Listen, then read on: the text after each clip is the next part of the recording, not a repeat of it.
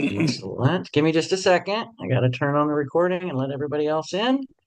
We're starting the recording. Admit all. The floor is yours, AJ. Hello, everyone, and welcome to our November board work session. Tonight's topic is the board is going to receive, and the membership is going to receive an Emerald Ash Borer work group update. And so we'll start tonight with, are there any announcements? Please raise your hand in the chat.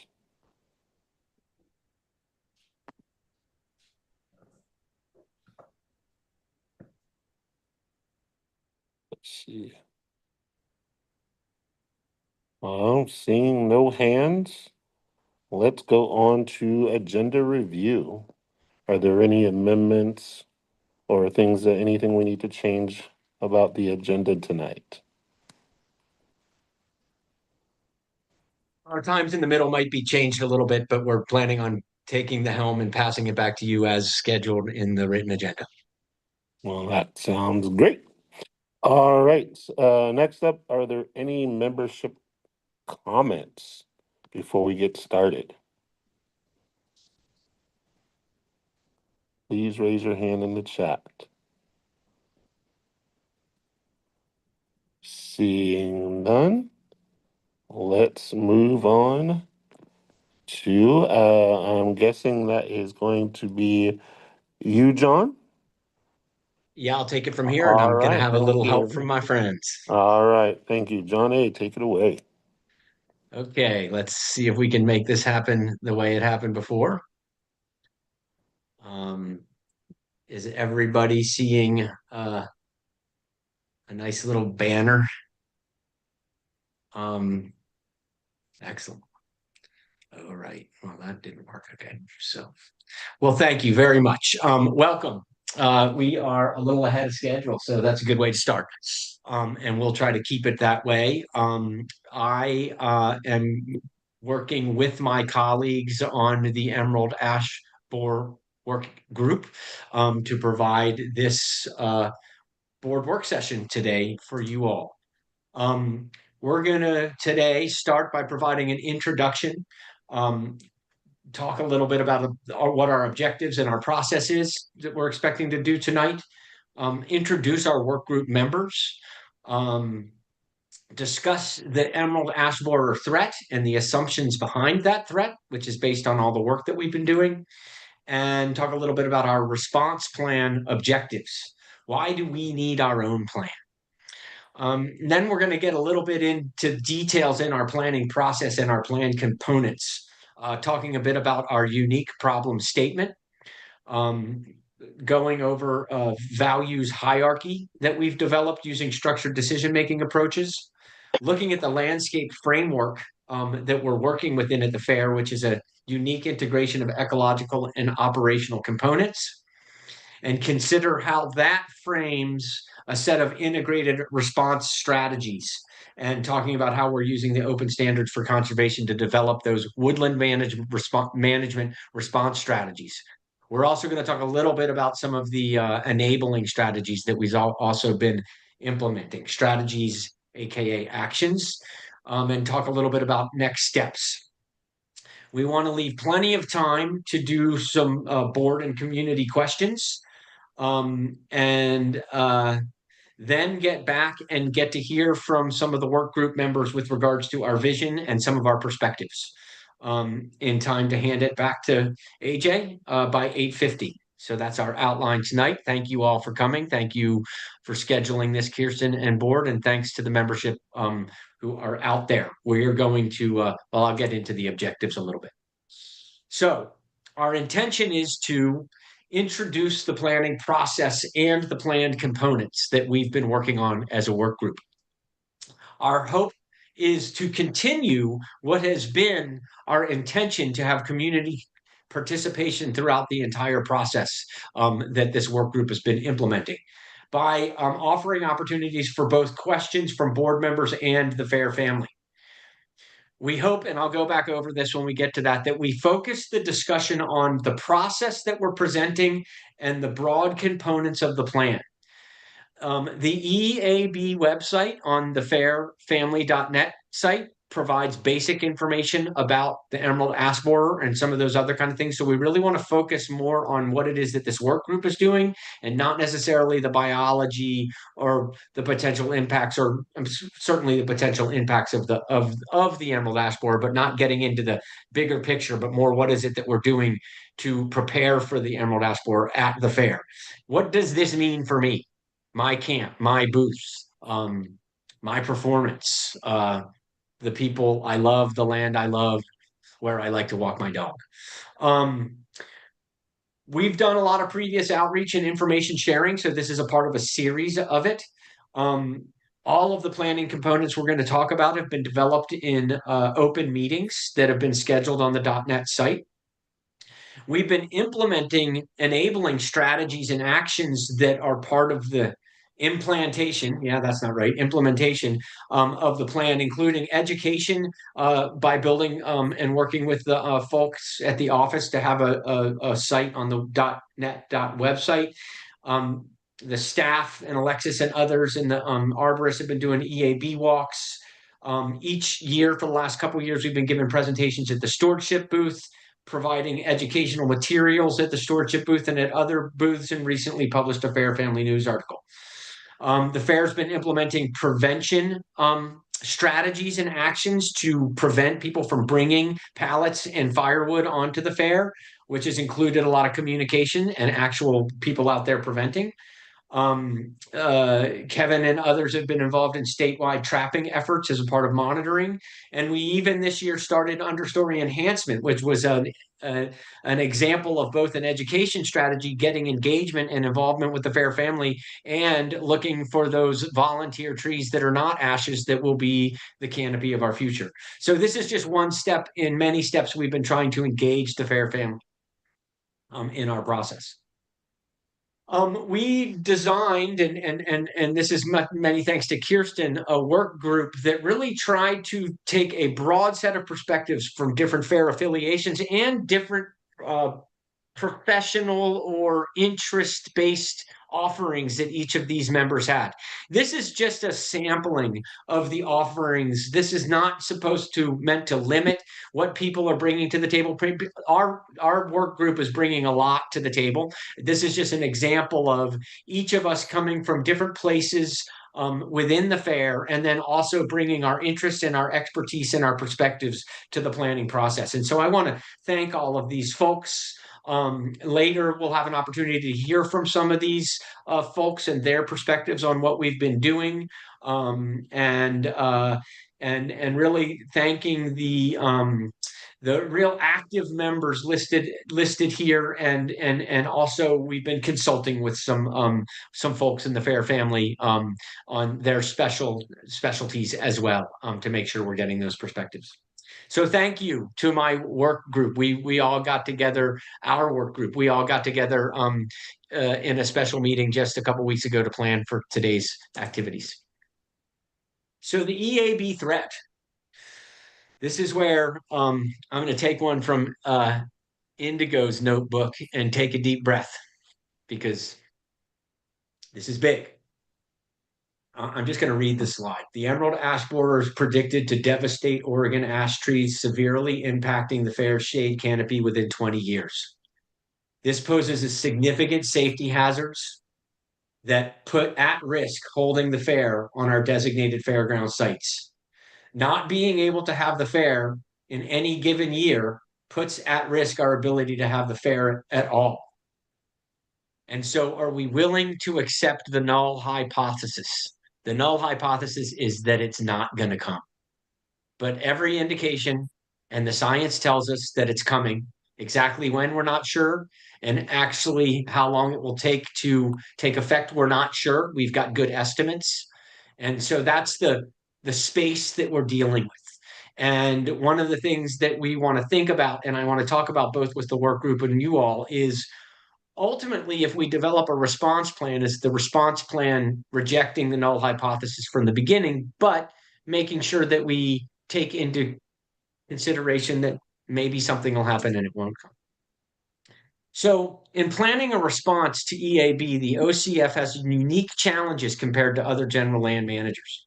The forest site where the event is held is transformed from what is essentially a natural forested floodplain most of the year into a densely inhabited human environment. With up to 35,000 fairgoers and volunteers on the site each day, mostly within a 100-acre area dominated by Oregon ash cover that's predicted to be decimated by the EAB. Because the OCF's non-conforming use permit for Lane County is tied to the certain geographical footprint, the fair event cannot simply be moved. The same permit stipulates that the event also has to be held annually. So canceling the event for 1 or more years once EAB starts to devastate the site is also not an option. The fair community, and this makes us unique, has traditionally deferred to natural processes and a hesitance to cut trees that may limit or at least delay some options with regards to managing ash stands to allow the release of oak saplings and other hardwoods to mature in place of these ash trees that we expect to go away. So at the very least, this tradition will need to be carefully considered, and we need to craft and communicate and educate other alternatives to the no action alternative, which has transformed since the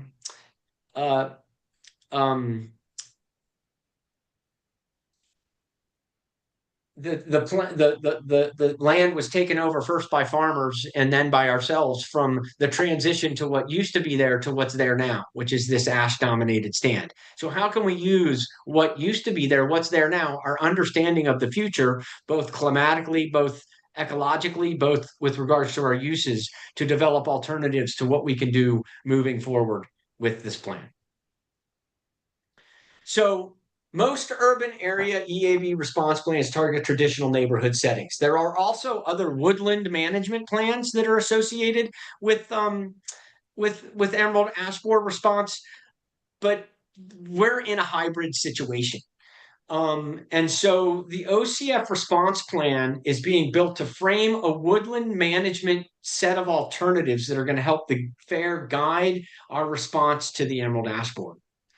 It's providing a decision-making framework that I'm going to go into, and it's going to present alternative strategies or actions. Many of them we're already implementing, such as the education ones that I talked about. We've been working on proposals with capacity building strategies that we're developing. Partnership development strategies have been implemented, and we're further formulating them.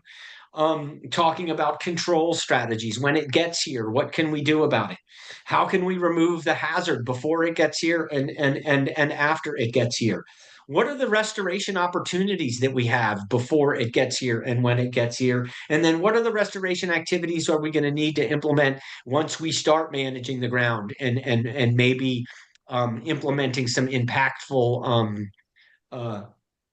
activities on our landscapes? And of course, this is all driven by data collection and monitoring. And so our intent is to develop an adaptive investment plan with costs identified in it and measurable outcomes that we can use to chart our way forward.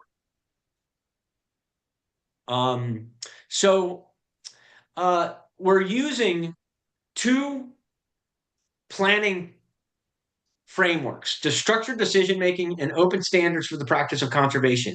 Both methodologies are supported by a lot of state and federal agencies and NGOs throughout the world. And so these are recognized approaches to conservation planning and action planning that are well recognized by potential funders. Recently, the states are using these to create their state wildlife action plans. The Fish and Wildlife Service uses structured decision-making for Endangered Species Act issues. The Puget Sound partnerships have used this for broad-scale planning. And the organization I work with, Klamath Bird Observatory, has worked with Pacific Birds Habitat Joint Venture to develop a Pacific Northwest Prairie Oak and People Conservation Business Plan that integrates into the Klamath Siskiyou Oak Network Strategic Action Plan also tied to continental plans that we've used in the last 3 years to put more than $20 million of oak woodland conservation on the ground. And so these are the approaches that we're going to go with, that we've been working and going with. So structured decision making provides an organizational approach for working together to make informed and transparent choices in complex decision situations, which clearly we face. And so I'm going to pass it over to, there's my red dot, to Glenn Johnson, who helped get this whole thing going with us from the lump committee and from stewardship. And he also was involved with others to address the problem statement. That's a significant first step in the structured decision-making process. Glenn? Great. Can you all hear me? Can you guys hear me? Yes. Great. All right. So as John mentioned, I'm going to read our problem statement, which is a kind of first part of this structured decision-making process.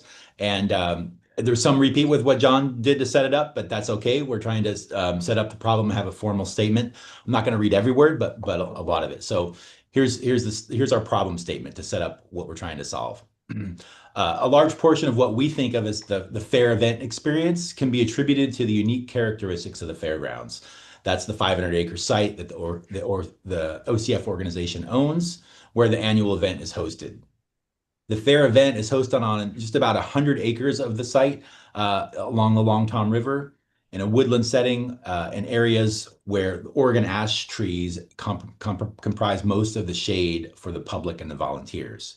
So 500-acre site, but really about 100 acres is where most of our fair event and camping occurs. Many would say that the fair's unique natural environment is known for contributing to the fair experience almost as much as the human celebrations that take place at the site. The natural environment where most of the fair is held also represents an excellent example of bottomland hardwood forest with mixed species and age classes. And critically, we're on a naturally connected floodplain, right? We flood every winter. There's no barrier to flooding there. So to the decision problem, succinctly, unfortunately, the fair site is currently threatened by environmental changes that may substantially alter the unique characteristics of the site, especially the shade that provides respite from the summer sun and heat during our annual event. Invasions of exotic plants and insects suggest that some degree of human forest management will be necessary to sustain the values that we've come to expect from the fair site. The ever-increasing need for a more intentional management, ecosystem management approach. So the need for a more intentional ecosystem management of the OCF site is somewhat in conflict with a traditional ethos of many of the land managers at the fair. There's a saying that many of us use, and it's in our documents and our guidelines, and that is, above all, reverence for the land. And that's a great statement. I fully support it. Unfortunately, it's been interpreted to mean natural is always better, right? Let the land make all its own decisions. But what's becoming increasingly obvious is that relying on, quote, natural processes may not be in the best interest of the ecosystem integrity at the site, or even being compatible with hosting the fair event annually in a safe and a reliable manner. So the most imminent threat to the health and integrity of the fairgrounds, our woodlands at the fairgrounds, is the rapid range expansion of emerald ash borer, an invasive beetle which has recently become established in 4 counties in the northern Willamette Valley of Oregon. As John mentioned, there's two timepieces, right? When will it arrive on site, and how long, once it arrives on site, will it start affecting things? There's 2 answers. We don't know when it will arrive. Experts put it at anywhere from within the next few years to 15 or 20 if it sort of slowly naturally migrates to the site. So we don't know when it will arrive. It's a pretty big window, 3 to 20 years. But we know that when it arrives, it will likely decimate the ash trees that are at the site. And we can expect within a few years, or at least within 10 years, that Oregon ash will cease to be a functional component of our forest canopy. So those are the two pieces, right? We don't know when it'll arrive, but we know when it does, it'll be about 4 to 10 years. And so as the trees, typical effect of the EAB is to cause crown die-off. And crown die-off is when the trees start dying from the top, and slowly the mortality goes down the tree toward the ground as the tree attempts to reallocate its resources to the lower parts of the tree, right? Instead of sending sugar up to the top and bringing water down from the top, it reallocates its energies to the lower part of the tree. And eventually the tree dies off or becomes like a shrub like a bushy shrub. So trees with dead and dying crowns will yield unsafe conditions for hosting the public, for camping, and even for the people that would be cutting the trees down to remove them to make it more safe. So once the trees start dying, you actually have a threat to the safety of the people that would cut the trees. So the threat that EAB poses may be exacerbated by increased fire hazards resulting from forest fuel accumulation and climate change. All right, so this brings us to our most succinct version of our problem statement. So in the face of changing environmental conditions, especially the anticipated arrival of the emerald ash borer, what woodland management actions over what timescales should the Oregon Country Fair implement to sustain the benefits and values that the Woodland Fairground has provided to fairgoers over the last 5 decades? All right, so that's our problem statement. I'm going to go ahead and turn it over back to John and Tom. You go ahead. So I'm pleased to introduce colleague, friend, and mentor Tom Will. Tom came to the fair to help us with this process as a structured decision-making coach. And so Tom's going to talk with us a little bit about the structured decision-making process. Thank you, John, and thank you, Glenn. Everybody can hear me okay? Yep. Yes. We're talking about the first part of the structured decision process, which is framing the decision. And I think the insight that is to be gleaned from that was that we're trying to frame this not only around emerald ash borer, but also taking into consideration the other potential influences that might affect the fairgrounds and our ability to hold the fair. The second main step in doing structured decision making according to the SDM method is this exercise in creating a set of values. And we do this, it's really a key component of structured decision making. Most people who think about making a decision jump immediately to a solution, don't necessarily think about what might be driving the solution or driving the motivations underlying the need to make that decision. So we feel it's really important to expose those ideas. And in our group, we did this process by beginning with a brainstorming, basically asking a question of what are our concerns about emerald ash borer with respect to the fair? What do we really care about as we think about developing a plan to mitigate the effects of emerald ash borer? We did this in a series of brainstorming sessions, and then we grouped these concerns into a set of core values.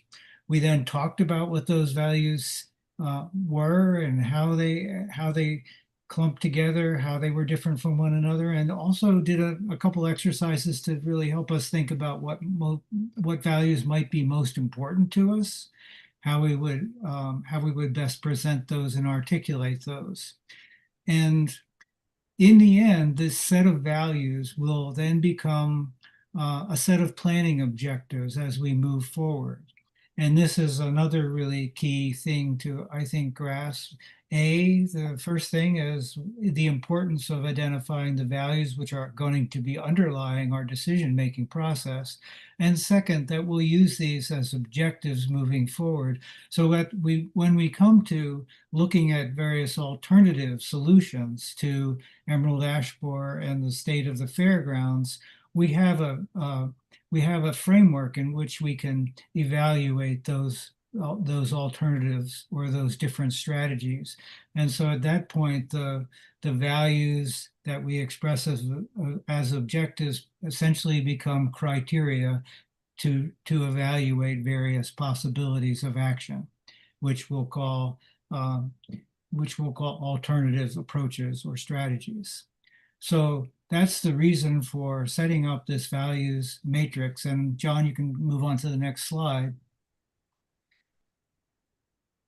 And this is what it looked like when we finished this exercise. We grouped our concerns into three categories: those concerns which had to do with social values, the things that nourish and sustain the fair family and community, collaboration, participation, and communication were the big themes. There were land stewardship values that had to do with maintaining the health and integrity of the Oregon country landscapes. And then there are operational values. How do we create a forward-looking, resilient, and achievable plan?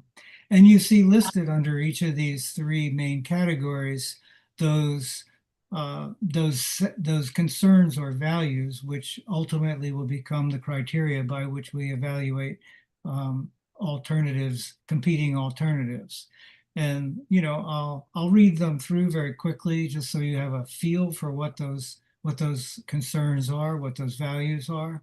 In terms of social values, very important that our decision-making process be transparent and be shared with the FAIR family, that we do outreach and education to fair goers and the FAIR family, and we provide positive communication and shares action with our neighbors as well. That is the landowners, the communities that surround the fairgrounds, that we match the 7 generations vision, and that we have agreement across a diversity of perspectives. So it's not just one perspective as we move through this planning process, but we're considering a diversity of those concepts.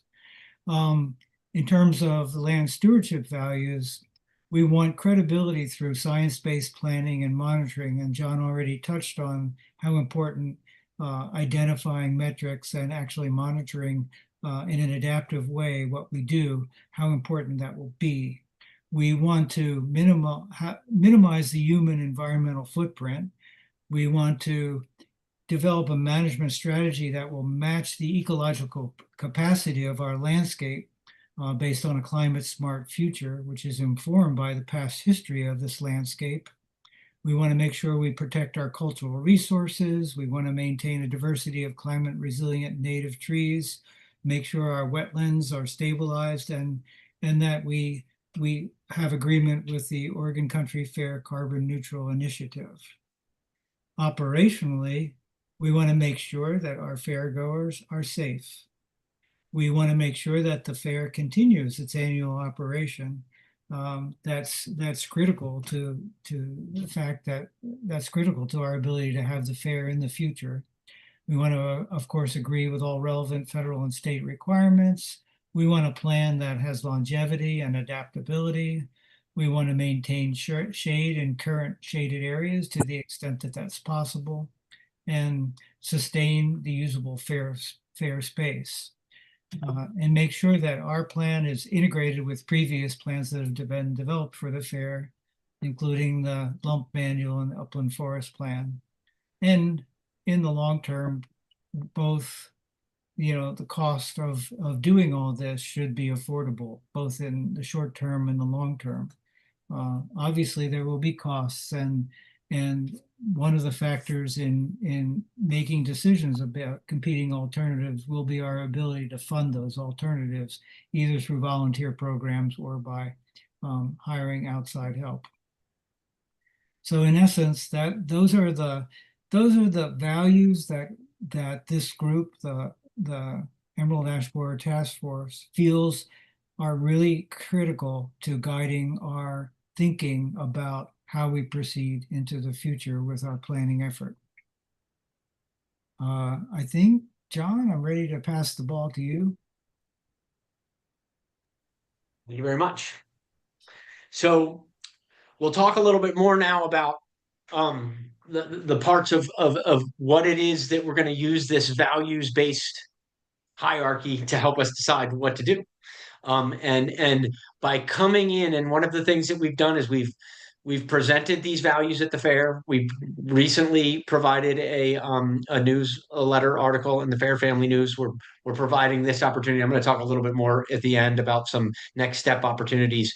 But this is where we really need input and buy-in, because this is where the rubber hits the road with our decision making on some of the hard decisions we're going to have to make. And so I'm going to talk a little bit about some of these hard decisions that we have to make.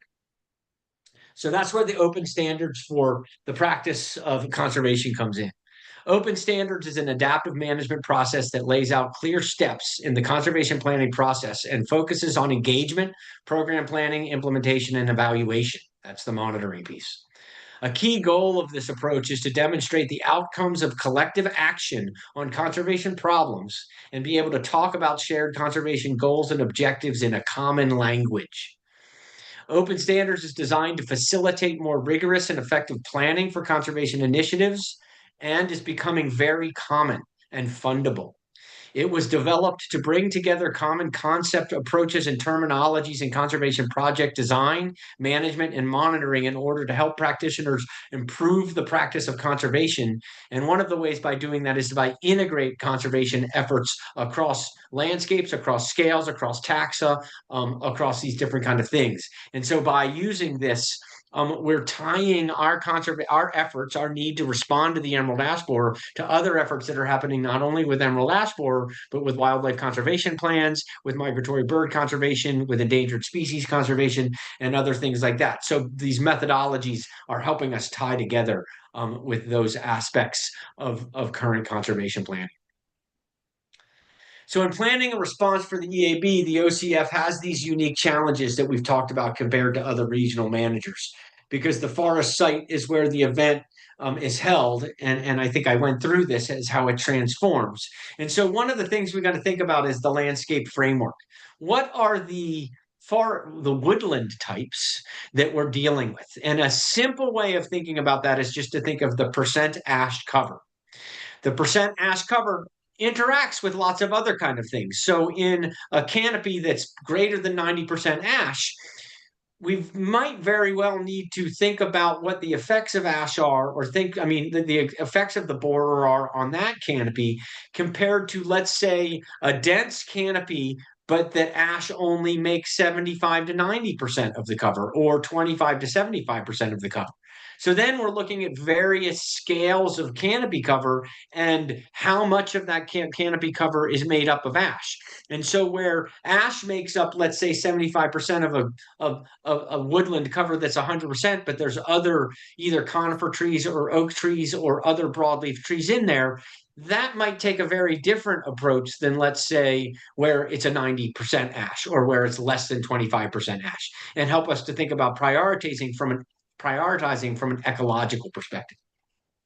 But our unique situation doesn't just leave it to the traditional conservation planning in the ecological framework, because we've got operational considerations, and we've also got this whole new time thing that I've never, that's a novel situation in conservation planning that Glenn talked about. When's it going to get here? And how long is it going to take hold of our fairground? And so this puts this timeline component into what is traditionally a spatial component to conservation planning, but it puts an urgent time frame on it that's somewhat novel in this conservation arena. And as well, in this conservation arena is our operational use. And so we've got areas where fair usage is dense in the 8, and other places where we all interact with our fair goers and fair family. There's dense areas that may not be quite as dense or might be as dense where we're camping. There's moderate use areas, some of the other operational areas. Oh, we've gone into a timing thing. Some of the other operational areas, there's parking and there's borders, and then there's some surrounding woodlands where nothing happens. What do we want to do out there?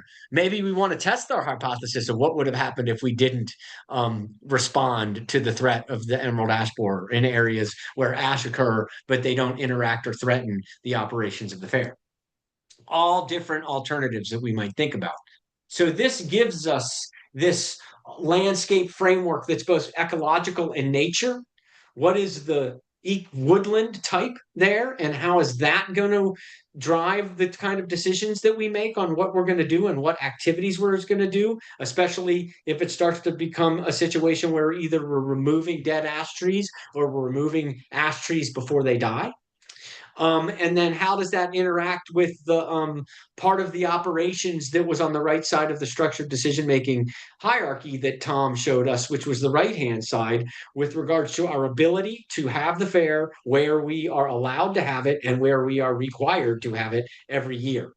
And so these then become the characteristics of different stewardship unit characteristics that we might apply a suite of strategies or actions that we're working on coming up with.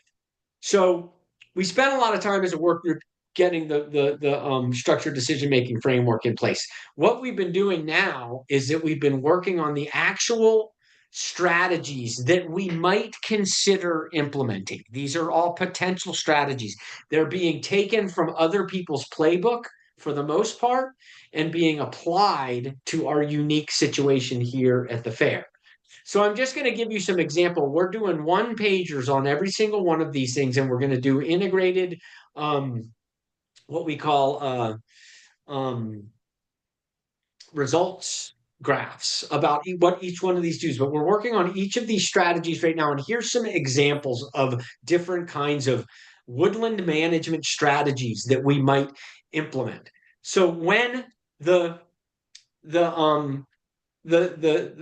emerald ash borer gets to the site, or when it's nearby the site, we can begin to inoculate our biggest, most important legacy trees to protect them from the emerald ash borer. There's also some kind of I don't think I'm using the right term here. So when we get into the questions, maybe Glenn can help with this, or the arborist, but the concept of having trees that concentrate the emerald ash borer when they get there, that we can then use that to control the pests and remove the pests in the part of the season when they're not active. We're talking about hazard removal strategies where we might remove live ash in areas if we want to get ahead of the game. Once ashes start to die, we need to remove them, because as we know, last one was supposed to said dead tree removal. And as Glenn said, it's very dangerous, it's very expensive, and it's not wise to let trees die and then go in and try to remove them. And with the unique nature in which these trees die from the top down, it also creates quite a hazard to wait for the trees to start dying to start to remove them out of the site. So those are some examples of hazard removal alternatives, or different strategies that would go into suites of alternatives, and I'll get into that in a second. We also have some proactive restorative approaches that we've already started implementing. Alexis is doing a lot of great planting in different areas, and we want to make sure we're mapping and monitoring those.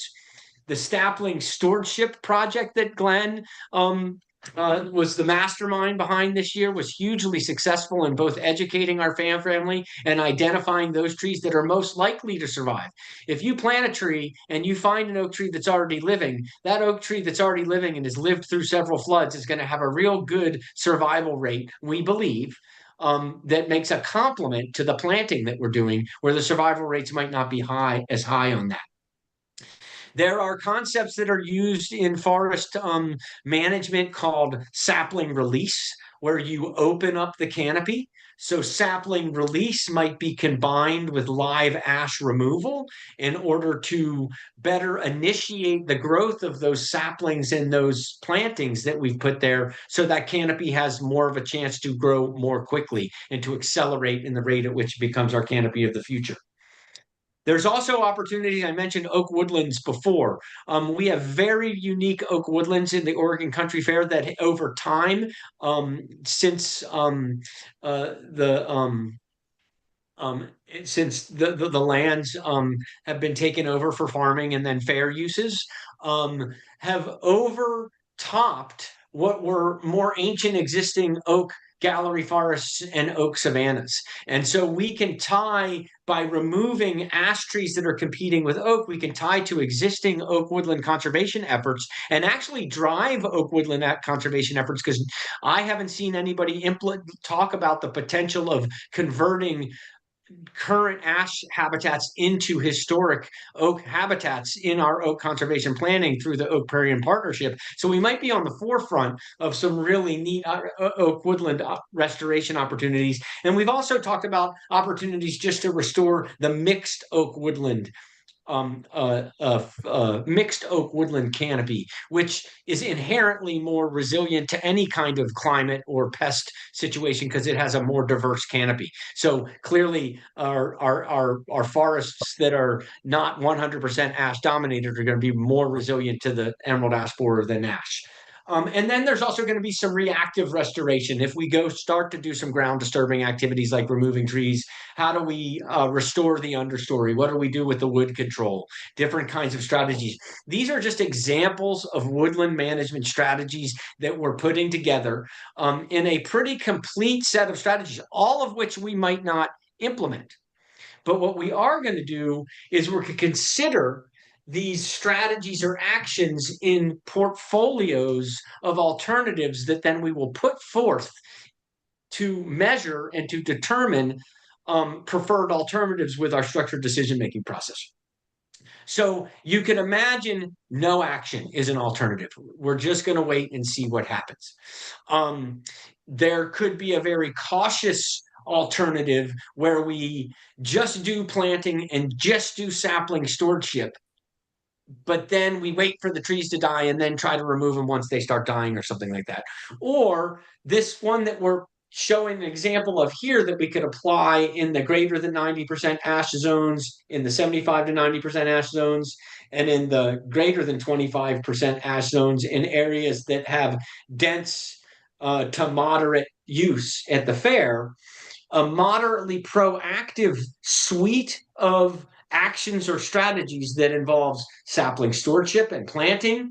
It involves sapling release. So where we have good crops of saplings that we've either planted or we've identified in the sapling stewardship program, those sites might be prioritized for some release through removal of ash trees to open up the canopy to provide them with light and less competition to grow into our canopy. We might think about within this portfolio if there are trees that we'd identified as important legacy trees and we can afford to inoculate. Inoculation, we can't afford to inoculate every tree, so that's going to be a selective process. But we're not going to go in and just start removing 30 to 50% of the ash in this moderately proactive suite of actions or strategies that becomes a portfolio alternative. You can imagine how this could shift left and right. We could be very proactive and start to do entries where we start to remove each time we go in there 30 to 60 to 80% of the ash trees at any given site based on the fair usage, as I mentioned, in the ash canopy. Tailoring these different kinds of portfolio alternatives are all going to be based on our structured decision making and what our values are, and what we need to do based on the combination of the operational needs to keep the fair going and the combination of that with the landscape ecological perspectives that we have in place. And now, while we consider all of these EAB response portfolio alternatives, these are woodland management ones. We're also working on strategies that I've named for tonight's talk, enabling strategies. We've been doing, and it's really Alexis and the arborists and other people have been putting on these great EAB walks. The stewardship programs for the last couple of years that have been presented to fair family and fair goers at the stewardship in Xanadu. We had some really good discussions last year. We started doing them. I think we've done them for at least 2 years. We're going to be developing strategies and actions around fundraising. What kind of equipment do we need on the site? Paxton's been talking a lot about some cool biochar work that was demonstrated out there. What are our staff and crew capacities that we might need to shift energies or resources to be able to implement some of these things? We've already reached out to partners in some of our fundraising efforts, working with the local municipalities. We really need to take care to have a very thoughtful tribal engagement strategy. This is one of the most important, and it falls within our stewardship values and most sensitive areas of getting it right to effectively engage our tribal partners and First Nations. Different conservation groups that we've reached out to, including the Longtom Watershed Council and Pacific Birds Habitat Joint Venture that have already signed on. There's data collecting that we've been doing through collaborating in a statewide EAB trapping efforts. We've got bird community surveys that the Bird Crew and Aaron Holmes and has been doing for years and years now. We've got an incredible bird data set. There's GIS inventory and modeling efforts that are going on now that we need to combine into a GIS system in order to put that landscape framework together so we can understand the spatial framework in which we're going to try to develop these strategic portfolio alternatives. Measuring tree survival, really important. And then prevention. We've done some great work in communicating with the information that we send out to fair goers and fair families about prevention and doing wood control as people are coming onto site. So we've got both woodland management strategies, enabling strategies, all sorts of different kind of strategies. And so that's going to get into next steps. So one of the things we really need to do now is we need to bring the bring together an EAB GIS tool with all of the different layers. Rosanna has been doing a wonderful job with the arborists and others surveying and getting some layers to give us these canopy covers and those kind of things. Kirsten and Alexis and the work group have been talking with LUMP about the lump layers that we have out there and the different operational layers out there that are come together in that framework that I showed, that I just made like a simple grid, but there's a lot more complexities to that. We want to finish the strategy/action descriptions that we've been developing and complete these portfolio alternatives that I showed you an example of, so we can start to identify alternatives within the ecological and operational frameworks and run them through our structured decision-making process to identify the most viable alternatives based on the ecological and operational frameworks that we're given, and complete a plan by this spring, by FAIR is our goal. Some of the plans for continued interaction. I know that Alexis has scheduled an indoor EAB walk for January, where we might be able to go over some of these things and get some more interaction with the FAIR family. We're going to start to develop an interactive website. We're going to start to post some of these plan components and maybe offer opportunities for folks to provide feedback through feedback forms. But we're really starting to get under the gun. And so we're really excited to be with you here now to start to answer some questions about our process so we can continue to adapt and also continue to get this thing in place so we can start to act with regards to implementing a response plan that we've got buy-in from the FAIR family and our board on. So, doing pretty good on time here. I think I'm a little ahead of the game. So the questions from the board members and the FAIR family, that's what we're going to lean into now. And so again, I want to have us focus our discussion on process and broad components of the plan, thinking about what does this mean for me? What does this mean for my relationship with the FAIR, my relationship with the FAIR family, my relationship with the land, how we use the land, how my role in the FAIR is tied to the land. We're going to ask for the FAIR community to enter questions in the chat. We will not be providing answers in the chat, but we're going to save all the questions that come into the chat. And we're actually tomorrow night going to go over a bunch of those questions. But what we're going to plan on doing, and Jean and Todd are going to help, is Jean is going to field the chat and Todd is going to field hands from the board. So we're going to ask the board to go ahead and turn on their screens and use their Zoom hand. It's very non-traditional in a FAIR board meeting to not write chat in the chat, but instead raise your hand instead of putting hand in the chat. So board's going to raise your hand using the hand function in Zoom, and FAIR family members are going to enter their questions in the chat, and we're going to go back and forth from FAIR family to board. And Jean and Todd are going to take that over for me now to keep the stack and facilitate a back and forth. I will kind of field questions and defer to Tom and other task force members as best I can. And we'll see how this goes. We left, I'm going to take a look at my times here. Our plan was to do this for 30 minutes. We're a little ahead of game. So let's just see how things go. With that, Todd or Jean or Tom, do you have anything to add?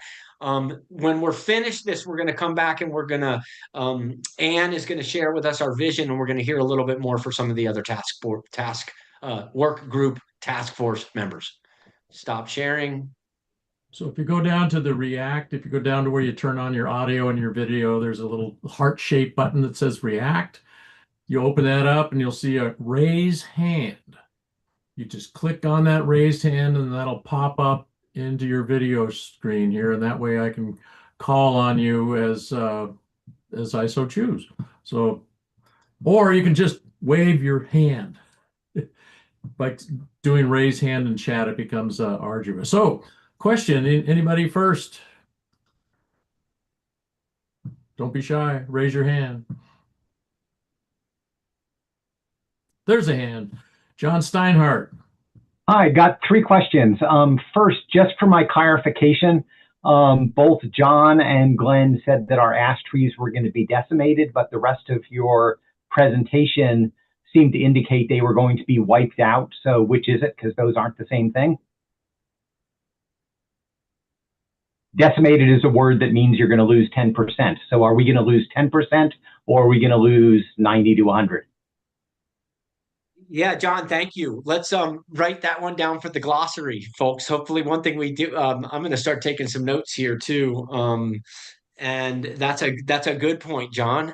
Very precise and helpful use of words. They are going to be wiped out. Okay, yeah, sorry. My mother forced me to take Latin in high school, and this is the result. Love it.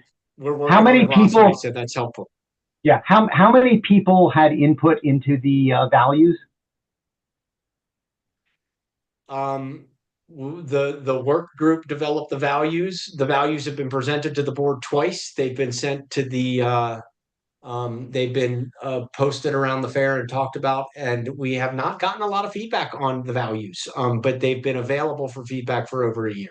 And so I thought you had involved. said earlier that members had input into those, and I'm just wondering what percentage of our membership.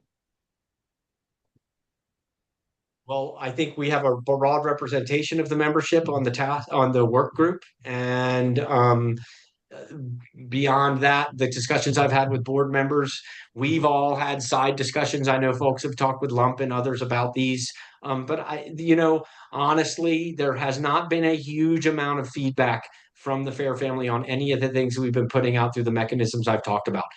Does anybody else from the Glenn or any Lump or Tom, anybody else have any better ideas? Because Glenn, you're at stewardship, so you get a lot of feedback there. Yeah, I would say that we haven't gotten a lot of feedback. We haven't also done an all-out push for feedback, soliciting the feedback, but we have had an open door policy with our monthly meetings and at the stewardship, kind of soliciting feedback as best we can. But we're still so we haven't done a big push. I'd say there's probably 30 to 50 people have given us input between the task force members and Fair Family. So we have more work to do. But yeah. Okay. And lastly, you mentioned the importance of a tribal engagement strategy, and but I'm unclear as to why that's important. So if you could answer that, I'd appreciate it. And that's my last question.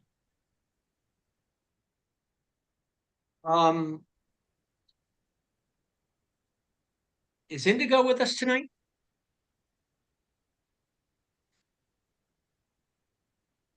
I've gotten to talk with Indigo about this a little bit. I just want to make sure you were here before I started chatting, because you and I had a great conversation about this. In my experience with any of the landscape restoration work that we've been doing in Oregon, if you think about the great documentaries that were done, considering tribal perspectives on how we treat the lands that we now occupy is incredibly important. But it's an important and challenging approach to do it right. And so what we are thinking, because many of us at the fair have different partners, is making sure that we're operating. First of all, the plan is intended to operate to have us operating off of a one playbook, and we want to make sure that we, if appropriate, can get that playbook vetted by our local tribal partners, so it's integrated. You could see in the structured decision making, a 7 generations framework on that, and to have that in our framework and not consult with local tribes would not be great. And it's just, we really need a precise plan in order to do that right, because it's so easy to get off on the wrong foot when trying to engage the various tribal entities that occur in the area of our influence and operation. Cool. All right. Thank you. Gene, anybody in the chat from the members? Not yet, but Robert McCarthy's looks like he's gonna, let's see. It looks like Robert's wants asking to if he can speak up. talk. Yeah, that'd be great. Okay, just a minute. We have Sandra, Paxton, LT, and then Robert. So go ahead, Sandra.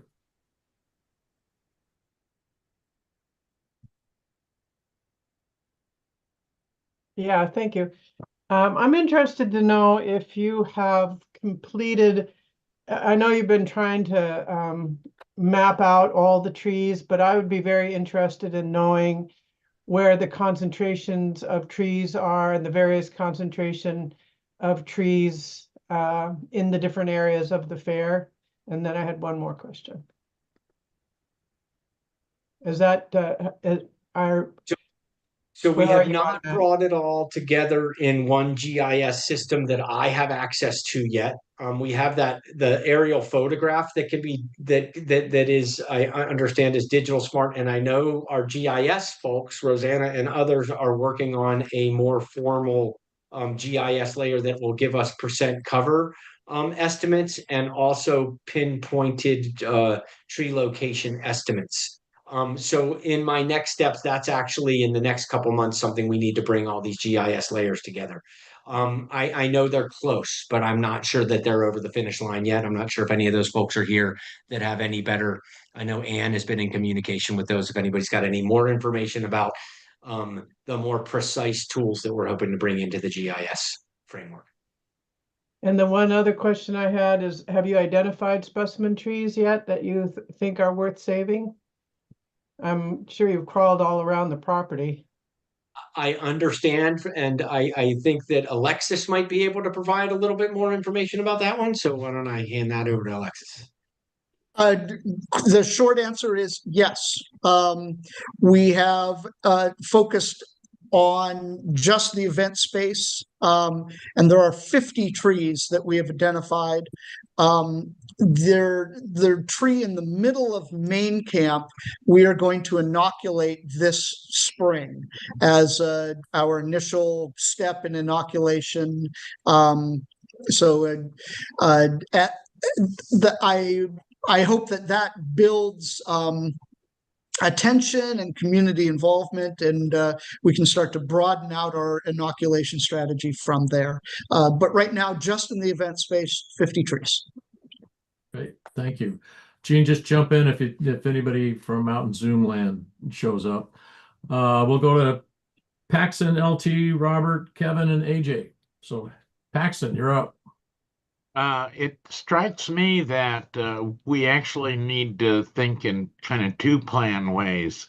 That a lot of the work we're doing now is for when the site gets infected, but we also, if it does, but at the moment, I'm personally on the side that we're going to lose most all of our ash trees. But we also need a plan for what we have to do in the short term when we do find the emerald ash borer beetle here. I hope it's a long time, like, 7 to 10 years, but it could happen. We invite people coming from infected areas to drive their cars and park them in the middle of an ash forest. So that's one of my big concerns. Thank you. Okay. And it just, Paxton, I just want to mention to that, I think we also need to make a decision here pretty quickly, and this is where these portfolios are come into play is, are we going to start acting now before the Emerald Ash borer gets here? And so that's something that in accepting the plan, are we going to write a plan? And this would be a question I'd have for the board and for the team to talk about for the work group is, are we going to write a plan that rejects the null hypothesis right off the bat and rejects the no action alternative right off the bat so we can start acting now? That's a hard question for us that we need to answer. And that would be great to have that answered as we get this plan written and off the ground. Lawrence Taylor. Hi, I have one very specific question, but first, one very brief comment. The old and original definition of the term decimate is considered obsolete. Check your dictionaries. It's called semantic broadening. Words change in meaning. This is one of the wonders of having a linguistics degree. But as far as my question, I've heard it said a number of times in places that we can't afford to inoculate all the ash trees. So it immediately raises a question for me. How much does it cost per tree? I'm going to defer to Alexis or Glenn. Johnson, I saw raise his hand. It's a bit opaque in that it is calculated by the tree inch. For context, there are a row of 3 trees in the middle of main camp. 2 of those are not healthy enough to be good candidates for inoculation. One is. That one tree will cost about $400 for us to inoculate, and that will be every 2 years repeat for as long as our site is infested. Thank you. And Robert, Kevin, AJN Indigo. Robert, you're up. All right. Hey, thank you. I have been attending some meetings and prior to this and been gathering information. And thank you for letting me speak and questions, because we were always told at these previous meetings, wait till we got here. Anyway, a couple of things, you don't have to answer them now, but let me throw them out there. As I understand it, and this is all just shit I've heard, that thus far this emerald ash borer has been attacking eastern ash, and not yet, question mark there, Oregon ash, Fraxinus latifolia. So that's a question: is our Oregon ash actually being affected yet? Not like we want to wait on it. Another question just to throw out that I heard, and I don't, was that when trees are killed by this thing, that sprouts come up from the roots. So therefore, it's the top of the tree that's dead, but not the bottom. Next one, I heard that the emerald ash borer only attacks older trees that have a certain bark structure. So younger trees are less prone to this. So, and we could mix that with the last one. If it kills them, are the young ones going to make it? Or so that's of course all attached on if the Oregon ash is going to be susceptible. And then I'll just throw a couple of comments. Those are my questions. Comments are: community involvement will certainly assist our treatment, and sprout release causes blackberries to bloom. No action is unacceptable. Thank you. Thank you. John, would you like, I can address those. That'd be great, Alexis. Thank you. Okay, so right off the top, Oregon ash is affected. Right now, the beetle is in the Forest Grove area, a few other spots, but we have 3 years of observation of the effect on those trees, and those trees are dying. As the beetle marched across the U.S. towards us, in Michigan, the blue ash showed some small resistance.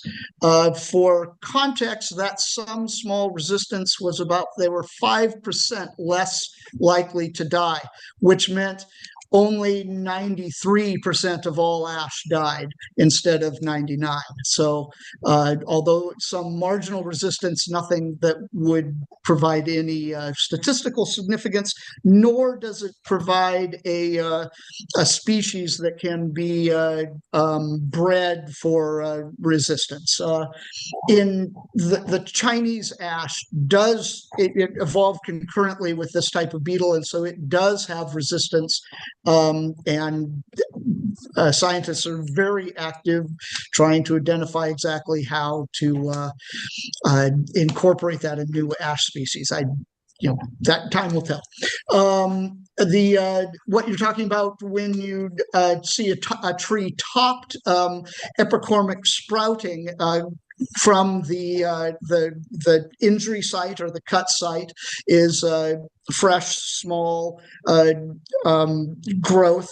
And yes, that's not a sign of health. That's a stressed or dying tree as it's dying, responding to the conditions. So it's not coming back to life. It's just it's death wail as it passes on. And then finally, for your tree size, the beetle can pretty much anything smaller than your thumb.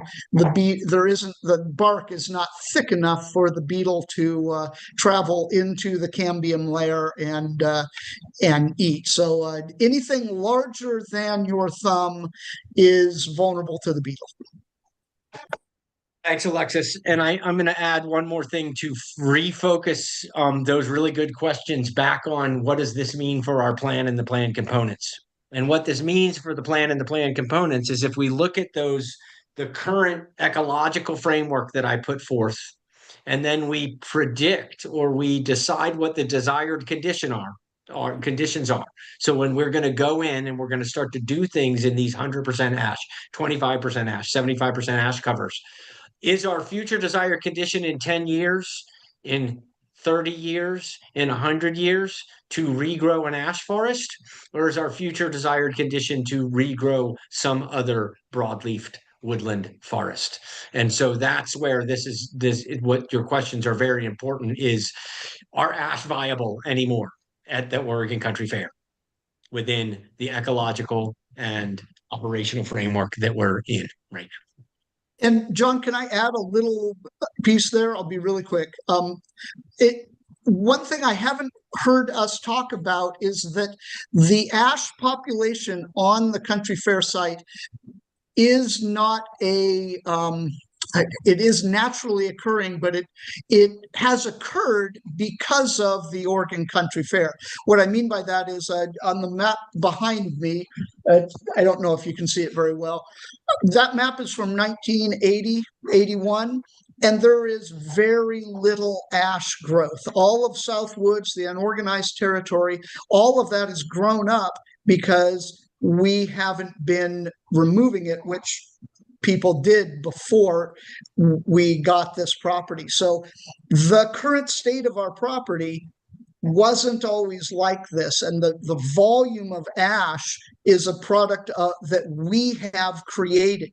So I think that's an important analysis in, do we want to make the target that we're trying to hit what we see right now, or do we want to take a broader ecological context of what this property and the landscape has been? That would be more like an open oak savanna. And Alexis, I think that where that is well reflected is in the values hierarchy, and that we are talking about what used to be there and understanding climatically what can be there into the future.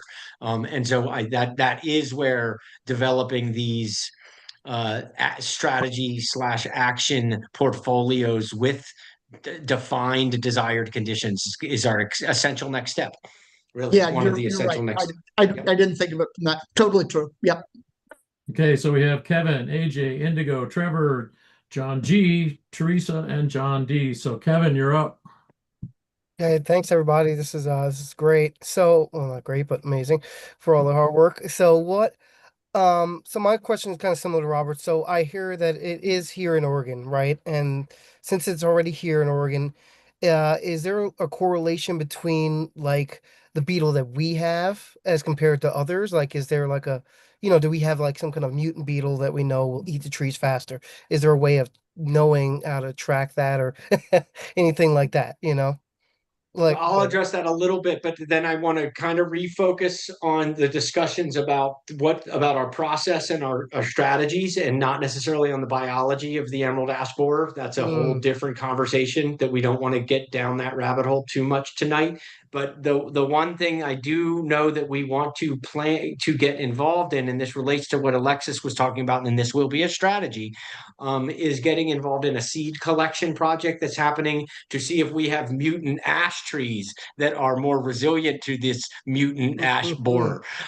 So whether the borer is a mutant or not, I don't know. Like Alexis said, it's like winning the lottery to think that even if we have a resilient tree, that means anything significantly, because a resilient tree means that 5% of the resilient trees might not die as fast, right? So we're dealing with orders of magnitudes of probabilities that are suggesting that this beetle's coming, and that is going to some adjective that's nearly take away all of our ash trees, whether we do it first or it does it for us. right. And that's what I was thinking. It was really about, like, planning wise, once it shows up, what does the clock look like, as far as action. But I'm a fan of taking action sooner. So Yeah, and I think that's where, talking more, Kevin, with these are our assets. And so and thinking of it from the perspective that you bring to this conversation with your role at the fair, I know would be great. That is not a discussion we've had yet. So thanks. All right, thank you. AJ Indigo. AJ, you're up. Yes, my question is for Kirsten. Have you're really good at numbers, right? And so that's one of the first things that came to my mind is, has there been a cost analysis done about how much is this going to cost us before the beetle gets here? How much is that going to cost us as far as what we do this year, next year? What are the numbers we're kind of looking at? And so that's my first question. And my second question is, I heard earlier someone say that there is a resistant ash tree in some other country, I heard. And I wondered if the science that's being done on those trees, has anybody looked into the cost analysis for, transferring that science once they figure that out? How much would it cost to have that information? And would it do anything for us in our tree problem? Thanks, AJ. I can't say no. We have not done a deep cost analysis. We're still inventorying our trees to get a sense of, how many we have. And it also depends on what strategies we choose. Whether we choose to go, and be proactive and start thinning to release some of our saplings, or whether we decide to wait till it gets here. Those all have different financial costs associated with them. I do know that the math that Alexis just gave and the numbers that he just gave, around 50 trees have been identified. I thought he had told me $250 a tree. So that's $12,500 every 2 years we'd have to spend just to inoculate 50 trees forever. Thank you. And I'll let them answer the science question. Thanks. So I had mentioned this earlier, that there's a process of collecting seeds from throughout Oregon to see if there's resistant strains. So we're decades away from the research on that bearing fruit. No pun intended, bearing seeds, which are a kind of fruit. I don't know, John, don't take me down on that one. But each of these strategies is intended to have a cost estimate put onto it. So when we put the strategies into portfolios, so as I mentioned before, we're taking that list of those little yellow things that I showed, the strategy actions. Each one of those will have costs to them, so that when we combine them based on the landscape framework that I'm talking about, we'll understand a per acre cost, a per unit cost. If we wanted to just go out and take out every ash tree in the next 10 years, I mean, that might be a strong alternative, right, to think about. Like, let's do 3 passes over the next 10 years to take every ash tree out. That would be one of the more heavy-handed alternatives that would be quite proactive. And I'm sure would be an interesting one to at least show as an alternative against a no action alternative versus a moderate alternative. So yes, we're working on costs, but no, we don't have them yet. And they're not going to be cheap. And I would take a look. I had mentioned the Oak Prairie and People. We have costs in that plan for the entire state of Oregon about what it's going to take for us to meet our targets to achieve the bird conservation outcomes for oak woodland, our most imperiled species in the Pacific Northwest, throughout the entire Pacific Northwest. So the process is designed to do that, AJ. We're working on it. Cool. Thank you. Indigo. Yeah, hi everybody. Thank you for all the work you're doing on this. I'm just starting to get caught up and up to speed with what's going on. I've been paying attention peripherally, but not in detail. So I also want to just say I have a concussion, so I'm not tracking 100%. And so if you covered something that I'm questioning, I apologize for not catching it. One of the things that I keep hearing in my head is this idea of the precautionary principle, and I think that needs to be employed and understood in this context. And in essence, the precautionary principle says if there's the possibility of a dire outcome, that you do what you need to do to avoid that outcome, even if there's a possibility that that outcome may not actually come to be. And in this situation, I don't think waiting and watching is the right option, and nor are we. We're, as a collective community, moving very forward on that. So one of the things that I keep thinking about is that there's these different time frames I'm hearing. There's the, decades of research before we know what trees of ash are going to be able to actually even survive here with this. The questions of whether planting non-natives on our property is really the right action. Maybe it's ash, but it's not, it's Chinese ash. So is that a good thing to do? Or do we go to this other kind of approach of supporting what the land once was more like, which is more that open oak savanna? And so my question, I guess, is coming when we're looking at maybe a 10-year period before we're really dealing with wipeout, and it takes a long time for a little baby sapling to get to be a canopy. And so in some ways, maybe it's better to channel the funds into the tree planting away from the ash rather than the saving and the inoculation of the ash, and however much money Kirsten just said, $12,000 every 2 years or something. So how do we do that? How do we I guess my question with all that rambling is, how do we determine a time frame on the ground now to address this when we're looking at 10 years and decades and the fact that the beetles in Forest Grove and not that far away? So if that made sense, if someone could give me some clarity there, I'd appreciate it. Yeah. I'm gonna sum it up into two different things just to frame it up a little bit, and make sure I get this right, and then maybe pass this on to Tom. Whether we go with ash and try to save ash trees into the future, or whether we try to save some of the big valuable ashes that provide us shade, whether we start to act now or we wait to act later, whether we plant native or we don't plant native, we have a framework for making those decisions. Tom, is that a good handoff to you? Yeah, that's right. That's why we have that values hierarchy in the first place. And if you look at that, if you look at those value statements, I mean, one of those value statements says to maintain a diversity of native vegetation. And so, a plan to bring in non-native vegetation would score very poorly against that particular criteria. So any strategy that we're comparing with another strategy that involved planting of non-natives, would have a smaller score on that criteria, and would probably be not a preferred alternative. So there's all those values provide a lens by which we can look at these various alternatives. But I agree. I think in our planning process, we do really need to think about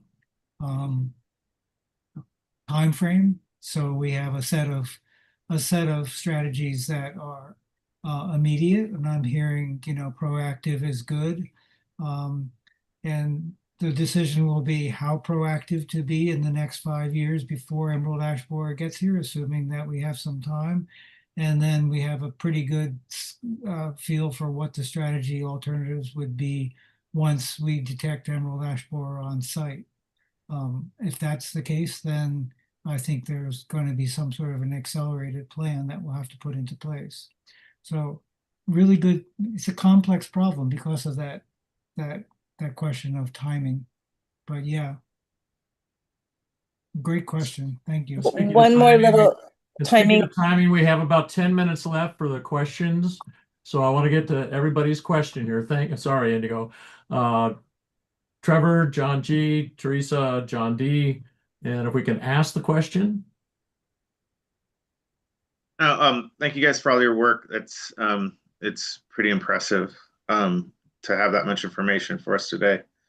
I guess my question's around, the economy of our ecology, ecological decisions we're going to make.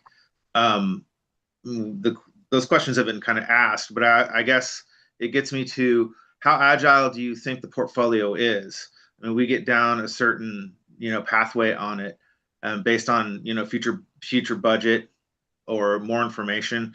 I mean, with what we have in front of us today, do you believe it has an agility to make different decisions that we didn't, intend to make based on the information that we're getting over the years? If it looks like Tom might, I'll start with, if we need to make sure we put the monitoring in place, that we're actually measuring our outcomes. Open Standard for Conservation is intended to be an adaptive management process. And that's both adaptive to money availability and the effectiveness of the actions we put into place, and whether the portfolios that we put into place. So the portfolios are, in essence, adaptive in themselves. Tom, do you have anything else to add to that? Only that is one of our criteria as well. That whatever we do should be adaptive and flexible. All right, thank you. John G. Thanks. So first off, thanks everybody who put the work into this presentation, the work behind the presentation, and the work that I'm sure you'll be doing in the future, because this seems pretty long term. So some of my questions were just answered. I had some budget questions, but when I heard about the natural density of the ash, I want to make sure I heard this clearly. I heard that the current pattern of ash is not what it used to be. It used to be much more open. But then I heard that was because the previous owners selectively, actively removed the ash trees, which would, if I heard that right, beg the question, why? Did they have some kind of cosmic foreknowledge of a beetle infestation of ash trees in the future? I mean, so that's intriguing to me. But more to the point, I think, is not necessarily what the natural density was or is, but what we think it should be. Something Arna said to me that really stuck with me is, she said to me once, John, we didn't buy the land to be a nature preserve. And that's kind of coloring my think a little. For example, there are other problems we need to address too. Climate change, everything's heating up, which means an increased need for shade for our fairgoers. So, I mean, so yeah, the part of me wants to keep things as natural as possible, and the other part of me wants to engineer this to have a really good event. So I understand that balancing of these values that you folks were talking about. It's very tricky stuff. So I just want to thank you for all that. And long live mutants. You got to think there are mutant trees on the fairgrounds. You just got it. Thanks. So when you say the previous owners, when we say what naturally occurred there was an interaction between the native peoples and the landscape that had to do with oak, savanna, first foods, the use of fire, and other kind of things that we like, that most evidence presented predicts that this was not an ash forest before settlement. And then post-settlement, with the farming and the movement of things, is probably when ash started to move in more. Do we know? I mean, I know that those maps from the 80s are great. There's some other maps that some folks at Ann could talk about, but we won't get too much into that tonight. But so what was natural was a functioning traditional ecological knowledge, peoples on a landscape, managing a landscape for specific purposes around first foods and other kinds of things like that, hunting, moving of ecosystem characteristics to the benefit. So with that said, that's a past that we can look towards a future and a climate future to think about. To Teresa, then John Davis. Oh, wow, I'm overwhelmed. My questions have changed 14 times while I waited. So the two questions that I still sort of have are the relationship between the where the board will give oversight and where operations will be making decisions, and that seems to be something that is going to be really important to have clear. And I'm just wondering what the thought has been about that. And my second question is smaller, maybe bigger. You talked about this $200 to $400 or whatever to sponsor or to save or inoculate a tree. Has there been talk in the process of allowing vendors or crews or different stages to save a tree out of their own budget? So I'm going to try to address both of them quickly.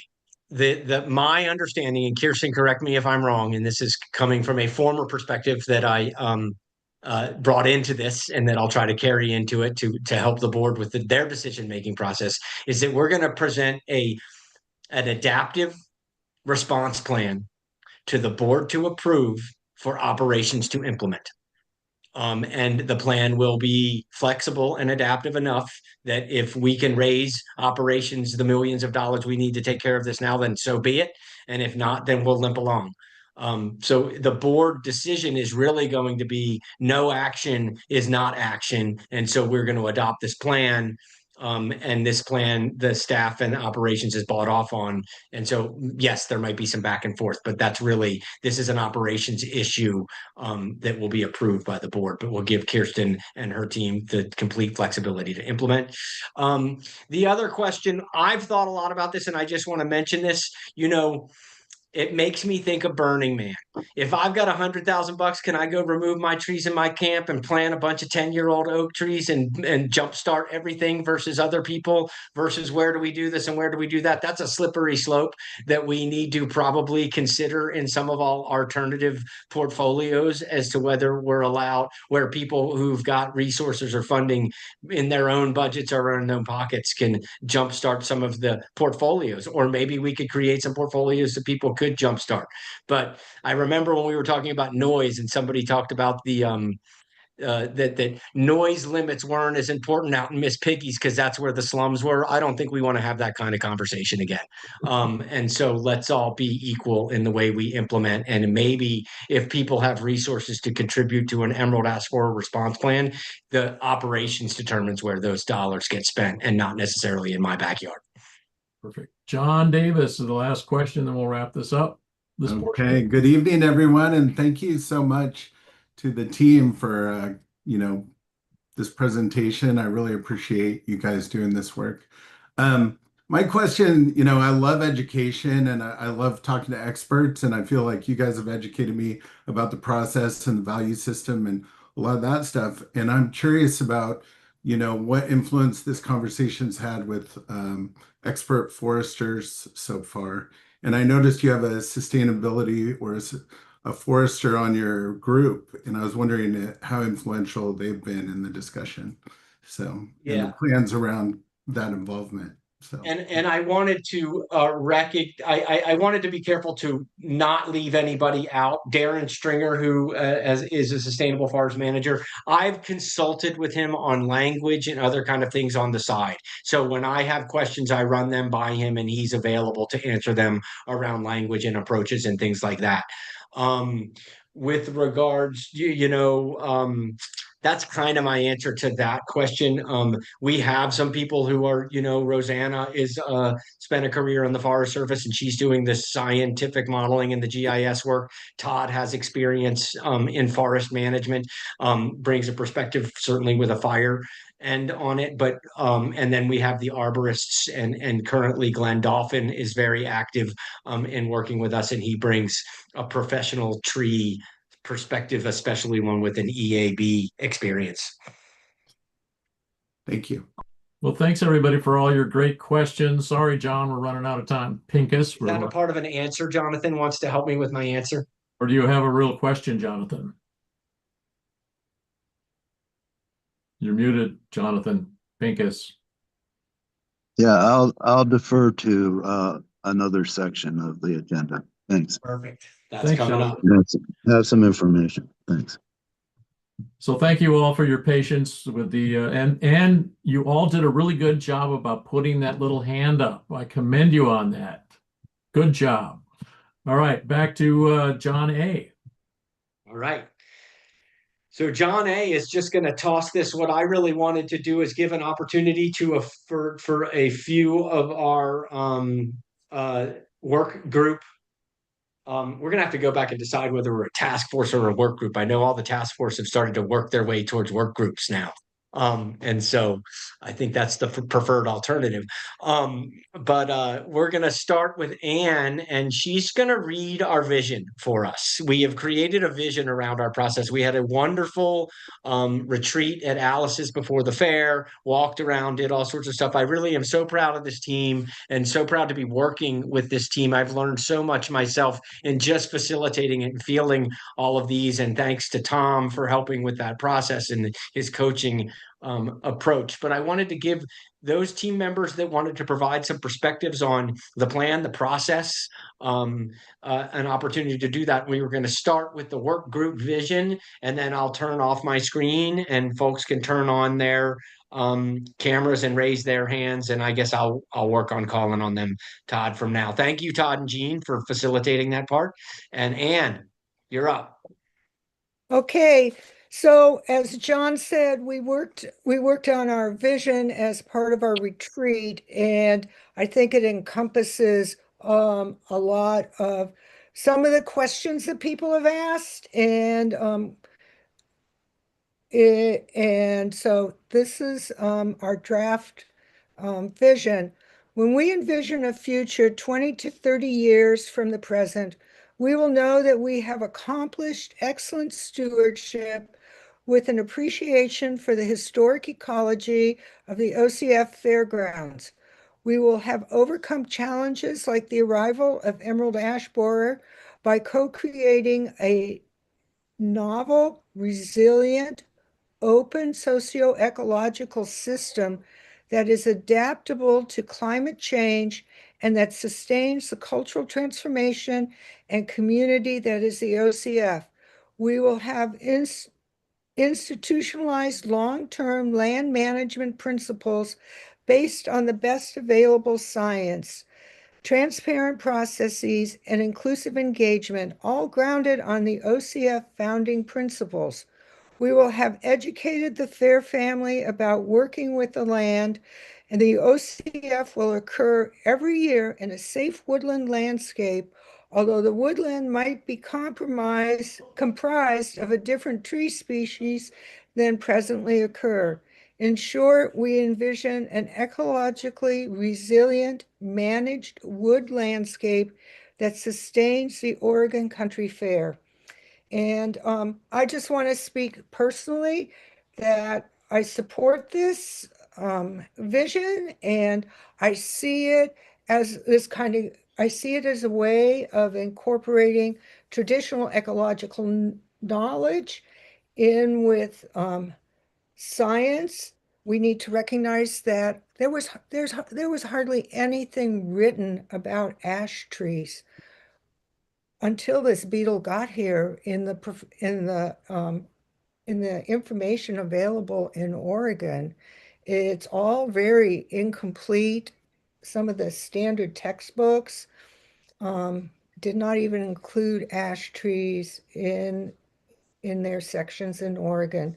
So we're in a unique place, and I'll turn it back to John, and so that he can answer or other people. Thank you, Anne. Thanks for reading that. And again, that was a group effort. And I really appreciate everybody. Jean had a hand in helping us rally that into language that we all came across. Who else from the team is ready to jump in? Okay, Jonathan, you guys can go ahead and put up your hands or put your hand up in the chat. Either way, whatever you're comfortable with. Yeah, I wanted to mention that some of that in this short window, not all of the nuanced approaches that we have discussed in the group are able to be brought forth. But one important thing that I think we're all in consensus about is that our plan needs to enable the Oregon Country Fair to be produced every single year within our NCU. That's why just moving the fair to another part of the land isn't really a viable option. Our land use situation requires that it stay in a particular about 100-acre framework. Some of the historical information I think that has been offered is maybe not quite as nuanced as it might be. When we started on the land in 1970, I was present. I know Sandra was there and other people. And in my experience, the ash forest was already fully mature by that time. I think we have had about 150 years or more of non-native occupation of the land, and that has had a lot to do with the species we have. And prior to that, the land was shaped by the burning of woodland by the Kalapuya population for the purpose of food propagation and harvesting. We're not clear really on what the completely natural state of the land might have been without any human intervention at all. So those are some perspectives. One of the things we've talked about a lot is the fact that we are likely to want to take different approaches in different locations of the fair. And so in the fair itself, we probably want to find solutions that let us maintain as much shade as we possibly can while we transition to a different landscape. To that end, myself and some others are focusing on planting as one of our first actions. Secondly, some of the experience up in Forest Grove, I happen to have a associate that lives in that area, and the experience up there has been that some of the ash forests have been decimated, others have not. So what that means scientifically is not fully clear at the moment. So there are, it's really important that we pay attention to what goes on and envision how we can transition our landscape when we need to in a way that maintains sufficient shade and ambience to make it viable to produce the Oregon Country Fair every single year in our NCU. Thank you. Thank you, John. Thank you, Jonathan. I'm going to go Glenn J, Kirsten, Glenn D. All right. I think so. I'm Glenn Johnson. My day job at the fair is with the Stewardship Educational Venue in Xanadu, and we've been doing some education around EAB since 2023, and hosting talks. We have a display. We put some posters up around the fair. So we've been trying to reach people where they are, and we've been implementing some of the educational strategies that have been shared across the eastern U.S. and Midwest. SLAM, which stands for slow ash mortality, which is basically like just try to keep the EAB where it is. Don't move wood around as much as we can. We've been implementing that one at the fair site. Keeping people from bringing ash wood onto the site as best we can, not bringing firewood to the site. That's an example of an educational strategy we've already been doing. And so I guess what I want to focus on for my time here, if it's okay, John, is just the fact that we've kind of started implementing some of these strategies. It's not like we're just sitting here at some ivory tower planning things out only. We've been implementing strategies, and this planning process is kind of a framework which you can literally pin the strategy on the planning strategy. You can put these strategies in the framework that John's described. So we have educational strategies. One strategy that Alexis talked about is we've starting to identify sort of legacy trees or trees that are very important, and getting a list of trees that we will inoculate once it's the EABs in our area. That's a strategy, right? We've started working on it, even though we're not done with the plan yet. Same with sapling stewardship. Every year trees are planting themselves and growing up, despite that we haven't done a full scale, huge planting effort. Luckily, the trees are already started for us. And so part of the sapling stewardship strategy is, protect the trees that are naturally volunteering at the site and take advantage of that ecological resource. They're constantly growing and they're adapted to the site.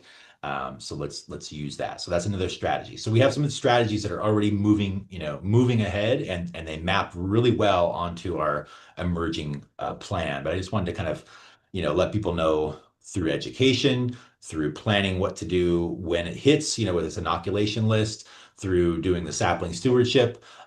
There's some other examples, but we're really implementing some of the strategies already, particularly the ones that are lower cost, lower controversy, sort of low-hanging fruit. We're already moving ahead, and this whole planning framework is just kind of a way to think about how we're moving ahead and when we make certain decisions and how we make those decisions. The decisions so far in our strategies, they've not been super fraught, like saving a oak sapling in somebody's camp. It gets a little tense sometimes if somebody wants to take that oak out to put their water thing there, but it's okay. We can handle that. But when it comes down to, so we are making some of these decisions, and but they're pretty low stakes. When we start talking about taking out trees to make room for saplings or to plant new things, that's where it gets harder. And this whole effort is really designed to support Kirsten and Alexis in how they're making those decisions, who they work with to make, to implement actions on the ground. So that's what I'm using my moments for. John, let me know if I blew the assignment.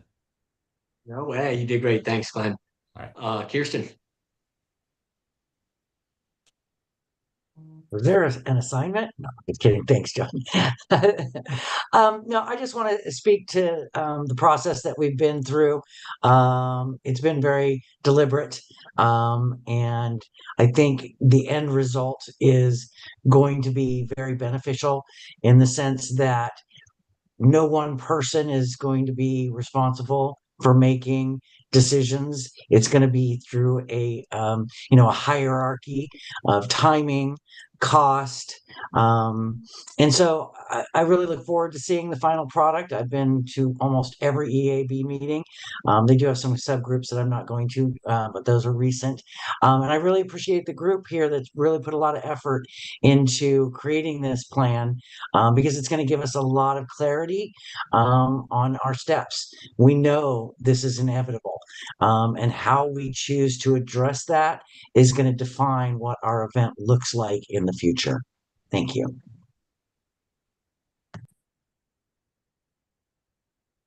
Thank you, Kirsten. Glenn, thank you very much. And thanks for your support for our group and your participation. Yeah, how do I follow that? Wow. Thanks to both everybody that's gone ahead of me.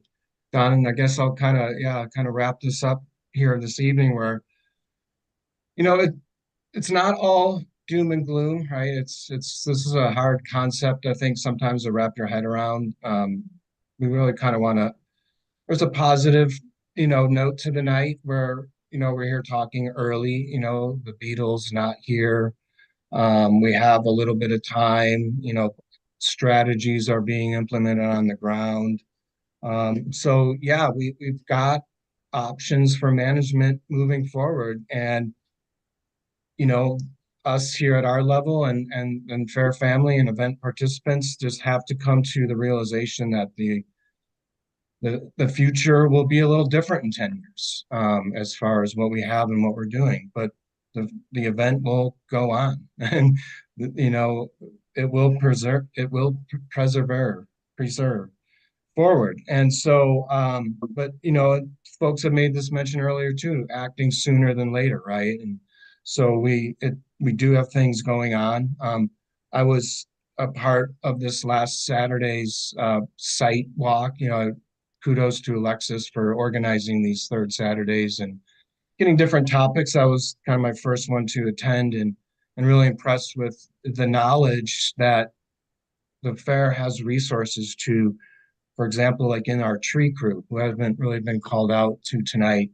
And I've interacted with them a couple times these last couple years as they become more active on the site. And these are really highly experienced professionals that we have giving their time for free and their equipment to use, and implementing all the safety factors, right? We ran into them Saturdays. They were taking a big one down in the 8, and they got all the safety gear on and they're roped up and their harnesses. So it's impressive what's going on with the operations level. So kudos to Alexis and Kirsten for overseeing all that activity. And really just here to end with, this last fair, I really made a point of walking around and trying to look at what was not an ash tree. And during the sapling stewardship event, that was really a great opportunity to really take note that there are some really big oak and big leaf maple in the event site. So, I was impressed with some of the big leaf maples. So take a look at them the next year. Right, they're significantly bigger than your hand, the leaves. So these are big, old maples, and they're there. So it's not all doom and gloom. There's hope, and we will move forward. So over to you, John. Thank you very much, and I appreciate that closing thought. I'm just going to mention one thing about thanking this work group for this process that we're going through is not a simple process and it's not a short process, but it's a demonstrated, proven process. Using structured decision-making in the open standards for conservation has been used around the world by the World Wildlife Fund and others to implement integrated and scaled conservation efforts that are fundable. And we're going to need funding for this. And so that's one of the reasons we've decided this approach is because it ends up being a fundable proposal. I'm seeing Alexis raise his hand, so I think we've still got 5 minutes in this session before we hand it back over to AJ. So I just wanted to, thank you all for grueling through the planning process. I've been through this with other people, and it showed results continentally and locally down to the Upper Rogue initiative. So thank you. All right, Alexis. You're muted. Thank you. I wanted to pick up a thread of what Glenn had said, that this is not all doom and gloom. The more I learn, the more educated people I speak with, the more I am confident that we can chart a path through this. The fair will be different. Our ecology, our land will look different, but this isn't going to end the fair. This isn't going to defeat us. We have, as Glenn mentioned, our tree team is a beautiful example of the. There are not more knowledgeable people out there than who are on our crews and in our community. We have the very best minds are part of this. And then I think we should all take a moment thank you, John, for thanking the work group, but really you deserve an amazing hand for the work that you've done and keeping us on track. And thank you so much. You really, this couldn't happen without you.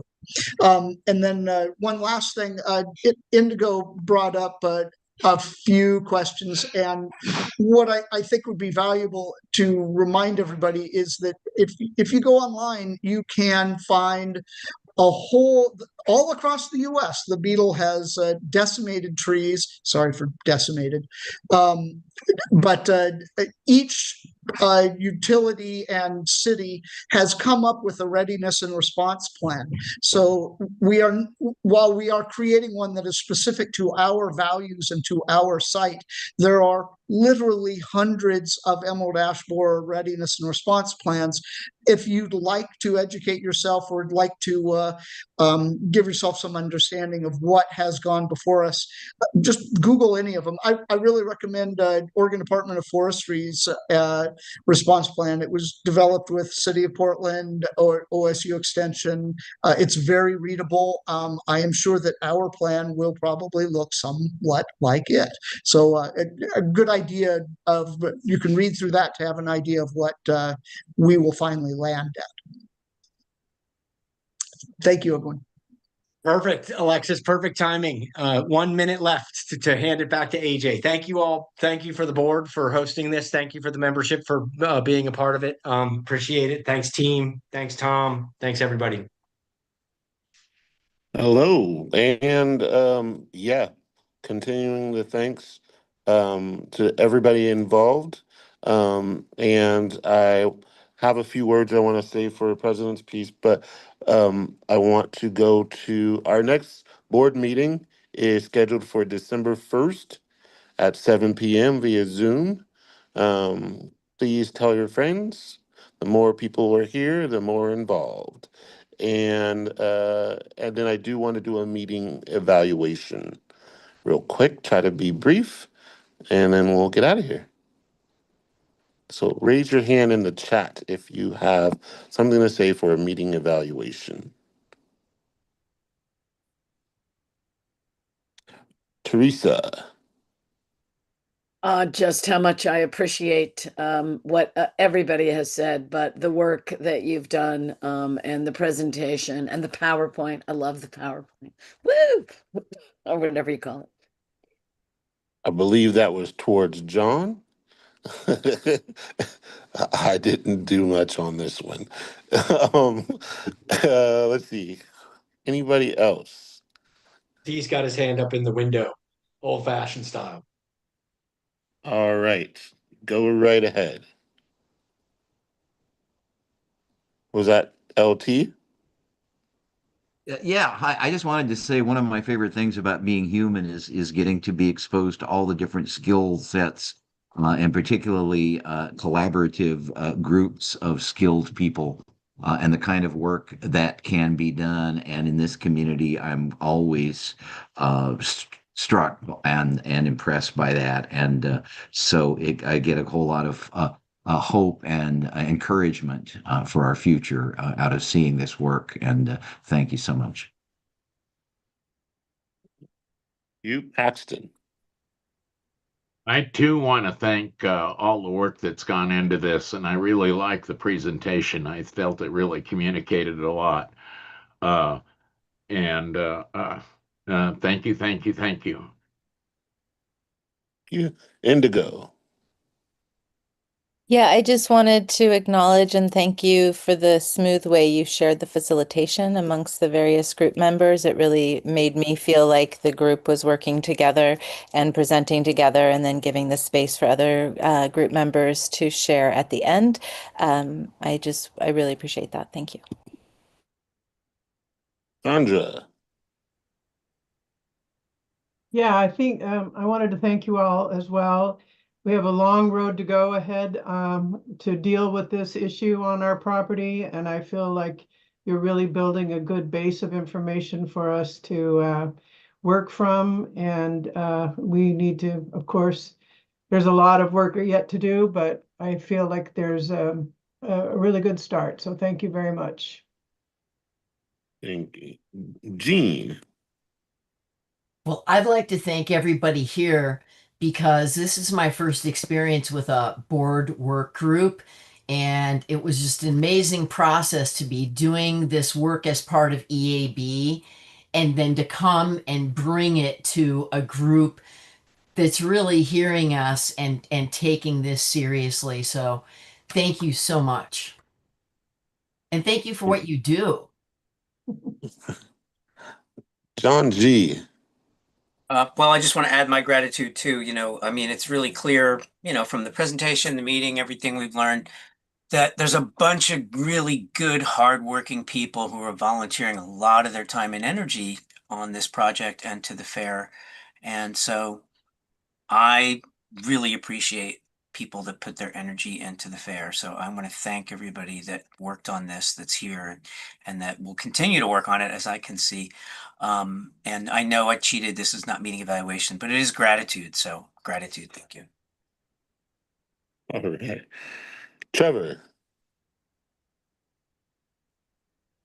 No, I was able to do the walk this weekend, and engage with one of the committees, the path committee this weekend, and talk about this issue. And so this wraps into kind of an 3-day intensive for me, and I'm very appreciative of all the work that everybody's been doing and the knowledge that we're being given and the kinds of expertise that we have on the ground. So thank you guys. All right. All right. So for the president's piece, I have not much to say other than thank you all for your expertise. This is the village that keeps this thing going. And so I this is one of the areas I have no idea of the expertise around. I have no expertise around it. And so it's really satisfying to know that we have a group of volunteers that are giving their time and energy and love to the organization and the land that we love. And so thank you so much for that. Please, I encourage you all to not just end your conversations in these meetings, but talk to the people around you. When you go to a party and you see friends and family and OCF friends and family and others, right? That you start talking about this and what we're doing.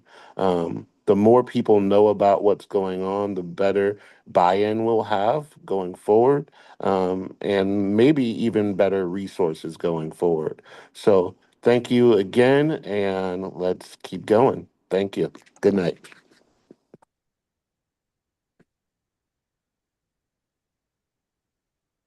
Good night, folks. Thank Good you. night. See Thank ya. you. Bye. Thank you. Good night, everyone. Thank you all.